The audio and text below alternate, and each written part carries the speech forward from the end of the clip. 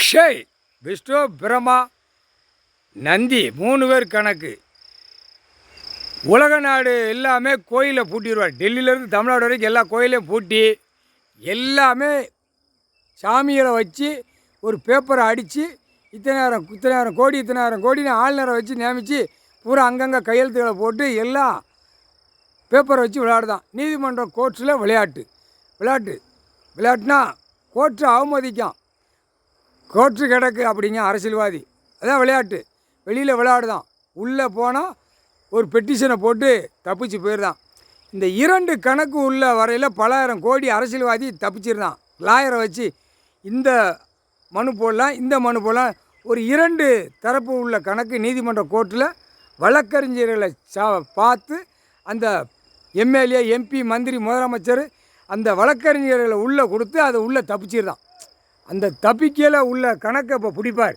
அந்த கணக்கு பிடிக்கல நீதிமான் பிடிக்கல அந்த லாயரு கணக்கு பண்ணி அந்த அரசியல்வாதியை தப்பிக்க விடுதான்ல, அந்த லாயரை தூக்குவார். தூக்கையில் பெரிய சிக்கல் வரும். புரியுதா?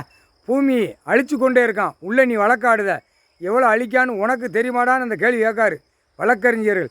நீதிமன்ற கோர்ட்டை அவமதித்து செய்யாத, சரியா? அதுதான் 10 சட்டம் 3 சட்டம் எல்லாமே செக் பண்ணுவாங்க.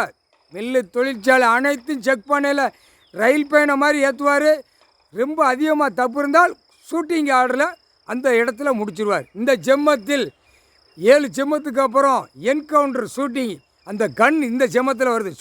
ஷூட்டிங் ஆர்டர் உள்ள கன் இப்போ உள்ளே வருது. அந்த கன்னை எடுத்து க்ளோஸ் பண்ணிடுவார். க்ளோஸ் பண்ணுறா அப்படின்றவார். அது இராணுவம் தான் அடிக்க முடியும். காவல்துறை நடு ரோட்டில் விட்டு அது பண்ண முடியாது. ஏன்னா இவனாக நியமித்தது, இவனாக ஆடுதான். இராணுவ முப்படை உள்ள கணக்கில் கன்று வச்சு அடிக்கிறது இராணுவ முப்படை வச்சு தான் அடிப்பார், வானரப்படை வச்சு. அது நீதிமன்ற கோர்ட்டு. இப்போ இந்த கணக்கு போடுறது நீதிமன்ற கோர்ட்டில் புரிஞ்சுக்கிடுவாங்க. அந்த கணக்கு பக்காவாக போட்டிருக்காரு. அப்போ தப்பு செஞ்சவன் அந்த கையெழுத்தை போட்டு முடித்தோடனே என்கவுண்டரில் முடிச்சிடுவார். தாய் இந்தியா நாடு முழுவதும் தமிழ்நாடு எல்லா கணக்கு கிளியர் பண்ணி வராரு ஐயா. என்ன செய்ய போகிறாரோ அப்படின்னு அந்த வார்த்தைகள் அவங்களுக்கு ஓடிக்கொண்டே இருக்குது. கூடிய சீக்கிரமாக நடக்கும். முக்கால் சத்தியம்.